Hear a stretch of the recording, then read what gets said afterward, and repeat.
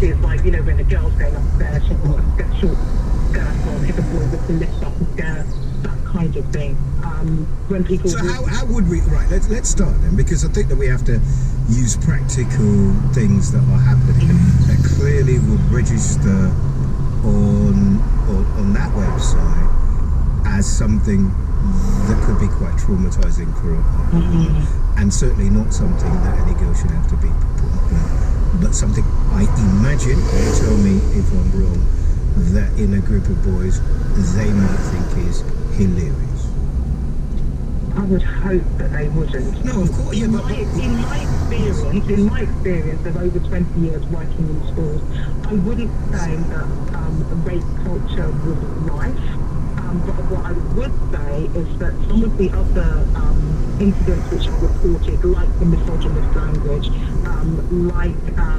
you know, like I said, things like sending inappropriate images. Yeah, but they're pathways, aren't they, miss? The problem is that once you do something and it isn't challenged, then you go to the next stage, and and even if you didn't, there's a possibility. The challenging of this. So, you know, I've spoken to my daughter about this, and she said that, you know, when things happen and girls do report incidents, that the way in which it's handled really varies from school to school. So you might find that in some schools a boy would be excluded, whether it be a fixed term or that he would be permanently excluded. Parents would be involved, the police would be involved, and then in other schools it's a much lesser set of consequences, like they'd be put in isolation or something like that. So I really agree with the MP Rob, who spoke earlier, that we do need an inquiry, and we do need a set of inspection procedures and ways in which all schools must handle these issues, because at the moment it varies too much. It varies really. But everything does, miss. Everything does. Normally I'm talking to Robert Alphen about exclusions. That varies too. It's like their little fiefdoms where people do things, because the head of any particular school is in charge of maybe 1,000 young people, their parents, the teachers, and everything that goes. And actually, it's a reputational thing as well, isn't it? Yes, it is a reputational thing, and we know, you know, recently we've seen that there's been, you know, kind of open letters about particular sets of cultures in schools. But it's got to be more, we've got to take more of a, I don't want to say just like a hard line necessarily, but it's got to be before that. So in terms of the sex and relationships education, lots of teachers are not involved in those conversations, so often it's just the person who delivers the PSHE, yes, or maybe just the person that does the safeguarding. So there needs to be training for all staff so that they can manage these conversations when they come up, that they know exactly how to signpost support and help. So again, lots of schools don't have counsellors, they don't have mentors. So what is in place? So if somebody does need help, they want to report something, what is going to happen? It shouldn't be just varied.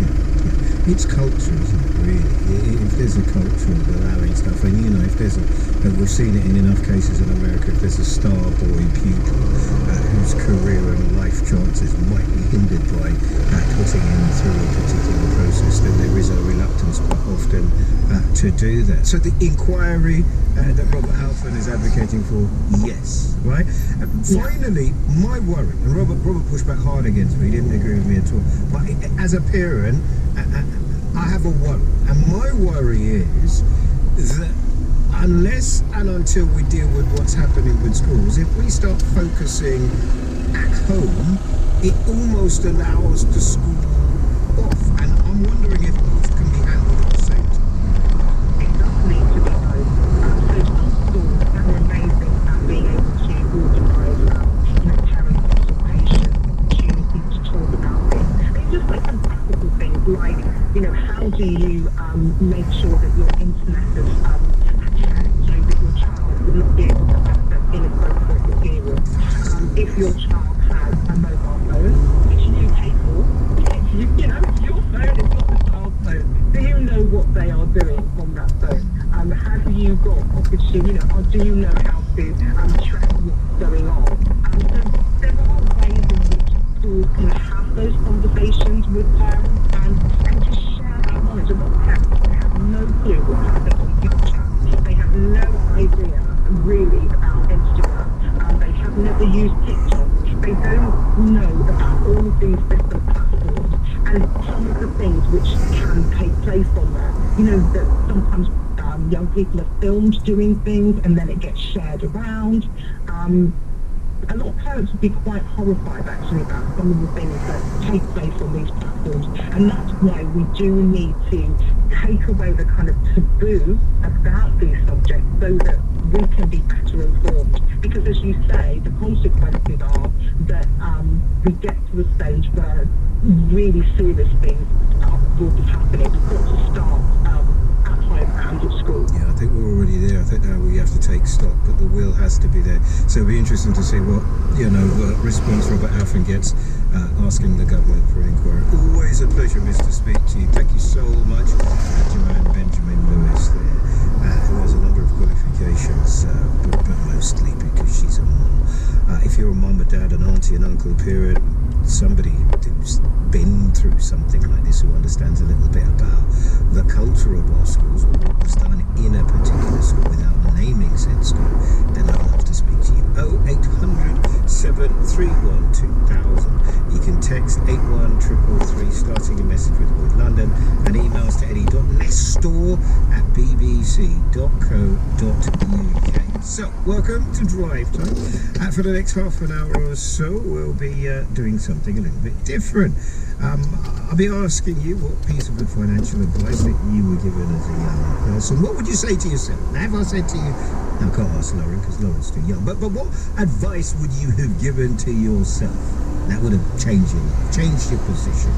We're talking money now, and the reason is BBC London Young reporter Ore is keen to find out some answers. How did we come to meet Ore? Well, Ore came runner-up in a competition for a young reporter. What was she reporting on? It was about, I don't know, our ability to be financially astute, to understand what's happening with money, because I think, although I should never speak myself, she thought there was a challenge. Ore, welcome back.